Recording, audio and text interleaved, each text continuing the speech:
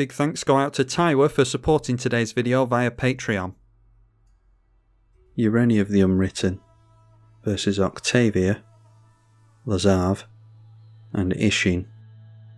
A 1-lander is an obvious mulligan, and we mulligan into a 3-lander with 3 visits. Can hopefully buy ourselves some time with the Raise the Palisade board wipe, so no dragons available to us, but we'll just hope that we draw in some. And more ramps, so we've got our early game sorted out. Let's grab a Surveyor land and island. I'm happy to keep on top.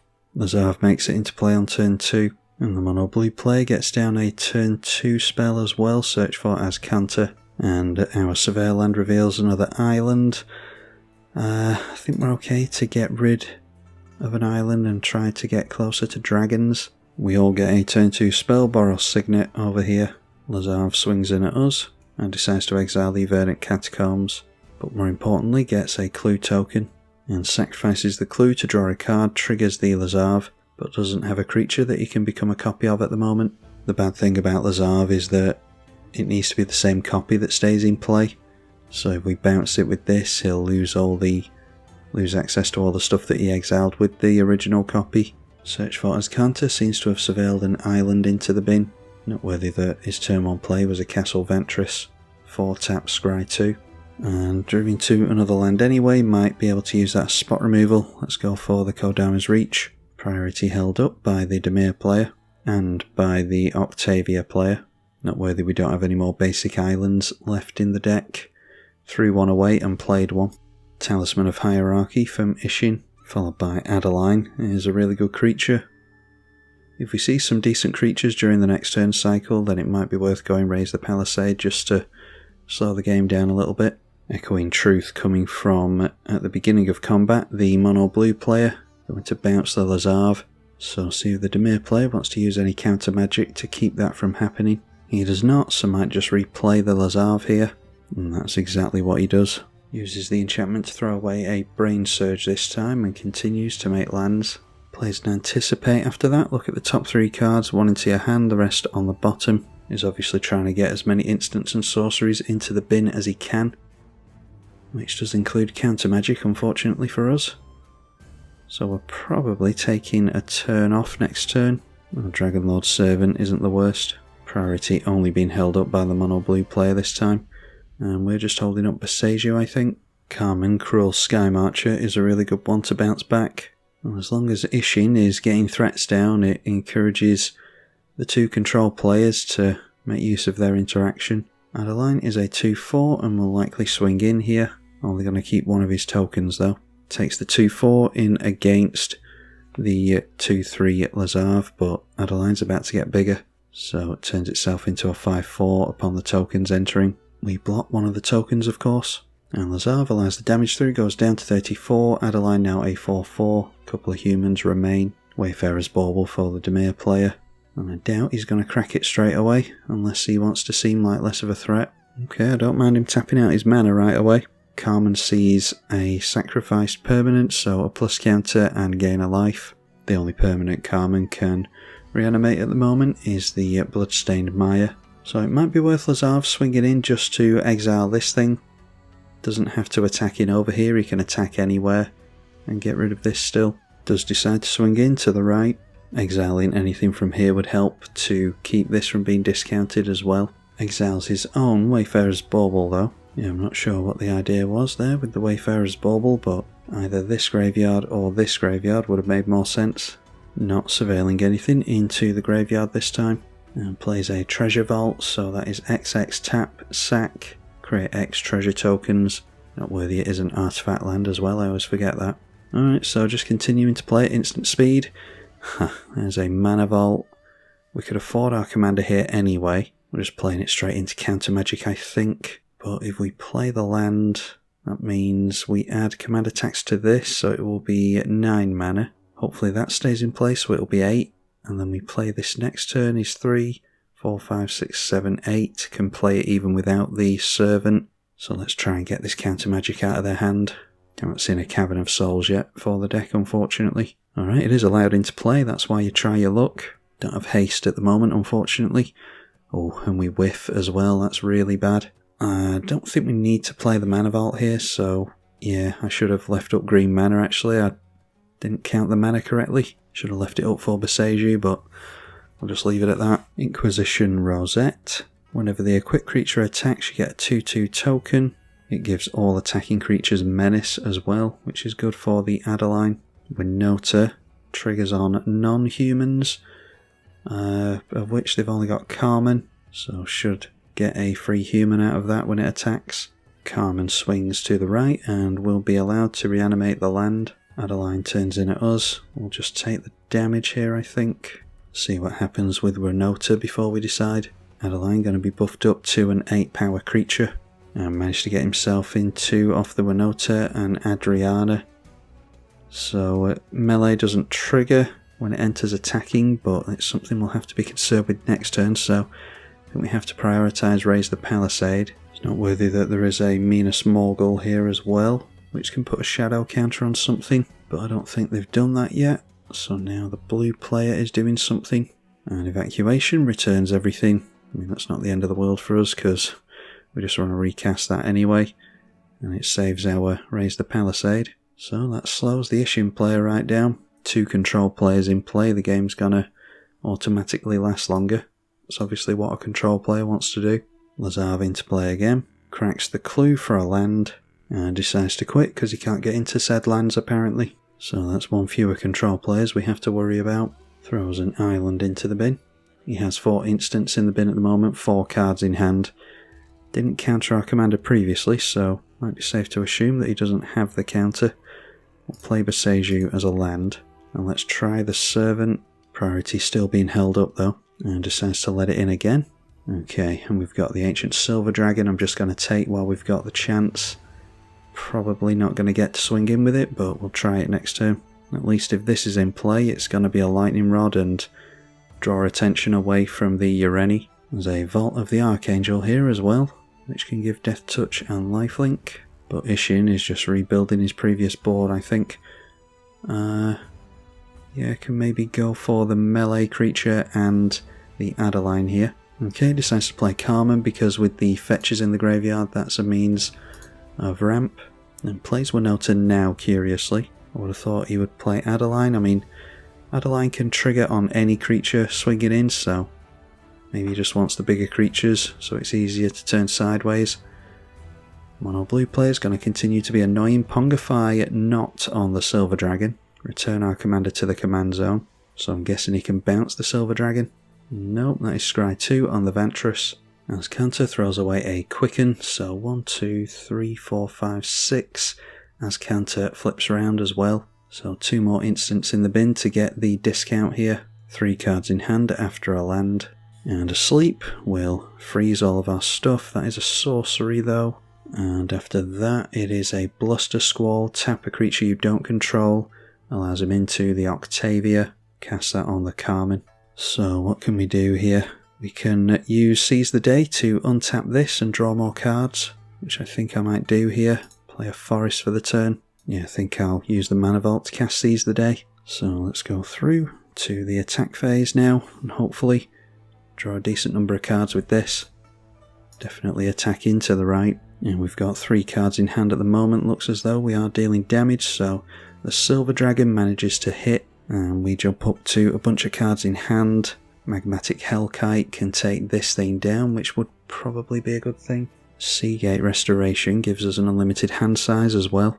We've got Team Ascendancy for haste, which doesn't necessarily help us at the moment, although cantripping might be good. Don't have any spot removal for this thing, unfortunately. So let's go for the Deceptive Frostkite onto the Astral, or the Ancient Silver Dragon. I think I definitely want to hold up Displace as well to try and protect against spot removal. So do we just go for Farseek then? I think that's okay. Play the last Surveil land with that, the Thundering Falls. And there's a Planar Incision. I think I'm fine to keep on top. We probably just discard a land here. Now we're both weak to Menace at the moment, which is where this thing comes in handy. A Minas Tirith has been played here as well. Oh, I think I said about discarding a card. I forgot that this gives you no max hand size for the rest of the game, so Don't necessarily have to worry about that from Seagate Restoration anytime soon. Does decide to equip onto the Carmen, and I imagine that this is going to swing in at us. Be surprised if we didn't see Ishin here. There's Adeline. So there is Ishin for double attack triggers. So what we could do is give up on Displace, giving us ETBs. We've got another flicker thing on top, so we'll see what happens here. Yeah, they're swinging in towards us, so we could double block on something here if we decide to untap with Displace. Problem is it's not protecting us from spot removal then. So Adeline triggers twice, the equipment does. Carmen gets 2+ counters and has 2 fetches to point at.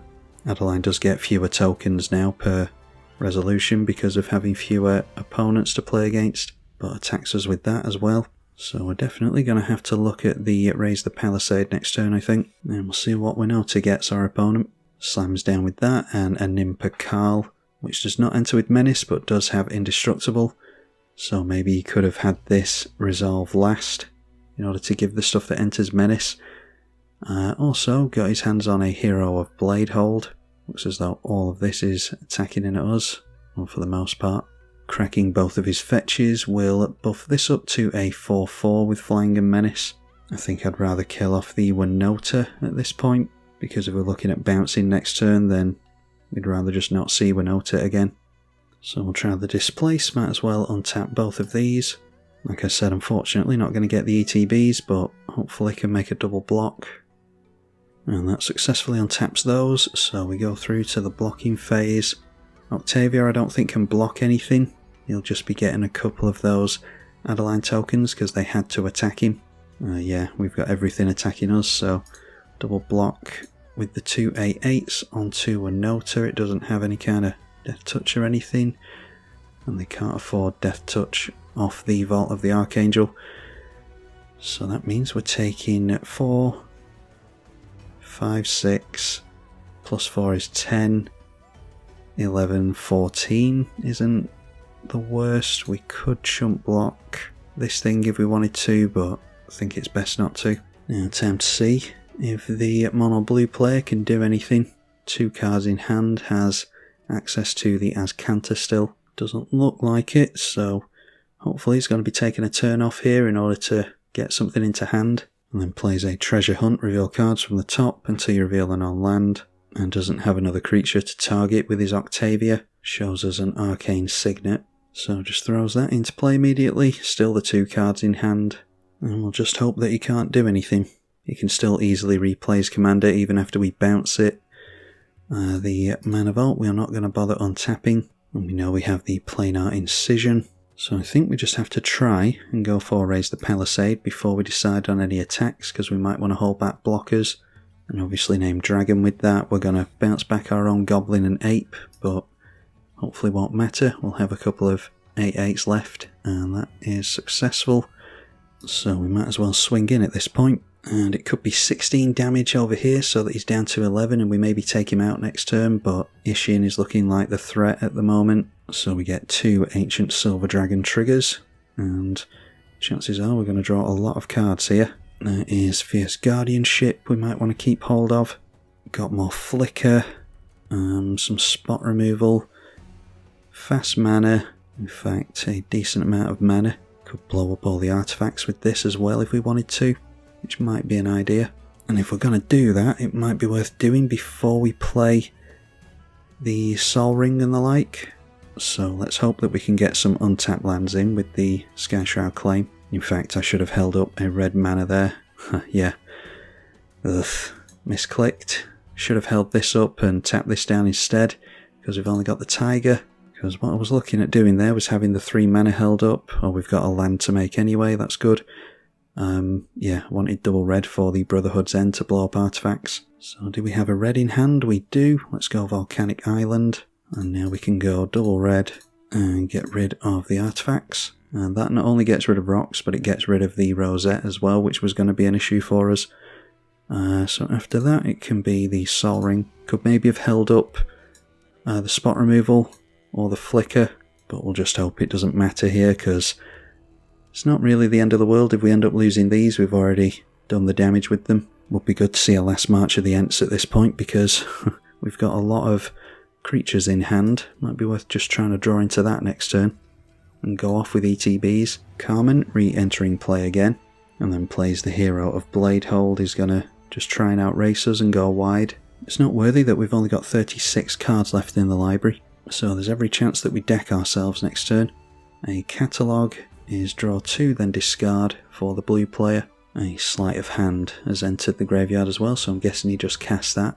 After which we see Azcanta being activated again. He can still afford his commander for 2 mana, and reveals to us blink of an eye. So like I said, it won't be the end of the world if one of our big dragons gets blinked here, because we're just going to end up decking ourselves. Replays Octavia instead. Okay, so what can we do this turn? Draw in 2 more spot removal. I think we definitely want the haste enabler Dragon Tempest in play. Should be safe to go for a command tower, and then we can make a bunch of mana with Old Gnawbone, especially if we've got the Roaming Throne in play as well. And the Tempest deals damage equal to the number of dragons we control, so finally get rid of the Carmen. The Old Gnawbone does gain haste. Play the Roaming Throne, and that enters as a dragon, so we'll deal X damage. 4 dragons we now control, gets rid of the 4 toughness hero of Bladehold, and then I think we're fine to just swing in here and hold up any kind of interaction we might need. So I'm not going to risk decking myself. I'll swing in with the Mimic creature, because if that gets bounced or something, then that would be better actually. I'll go in with both these creatures and hope that my opponent doesn't decide to quit in response, because we do need to deal the damage to get the mana here. Alright, so we get the double triggers. I forgot about double triggers on the Silver Dragon actually, so we could still get decked. 35 cards in the library. Old Gnawbone sees 8 damage twice, is 16, plus another 14. And let's face it, if I go down to Ancient Silver Dragon here, then it would just be funny.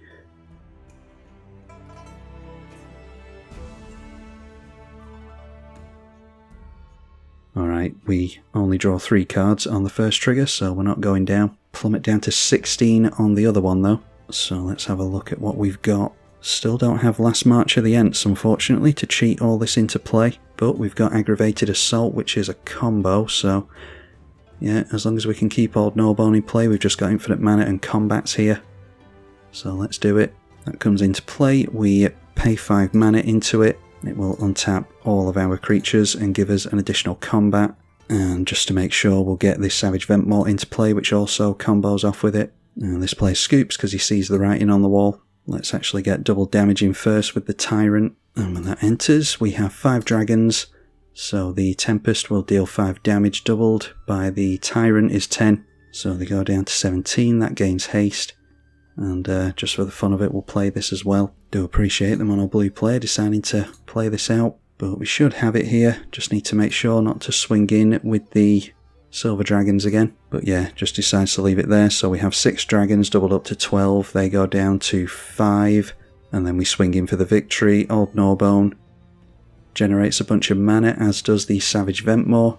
We put said mana into the Aggravated Assault, and we've got infinite combats and damage in the air. So there we go. Didn't see too much of Ureni there. I thought that was going to be a much more control-y game, but luckily for us, the control players didn't make the draws that they needed to. So the dragons were allowed to ramp ahead and go off, as we saw here. Don't often get to play with Ancient Silver Dragon. Like I said before, it's one of those lightning rod cards that whenever you play it, it gets blown up immediately, so being able to near enough win the game with it here was a really fun thing for the video, so hopefully you all enjoyed it. Massive thank you to the patrons for their financial support of the channel. You can do so yourself via the link in the description below if you would like.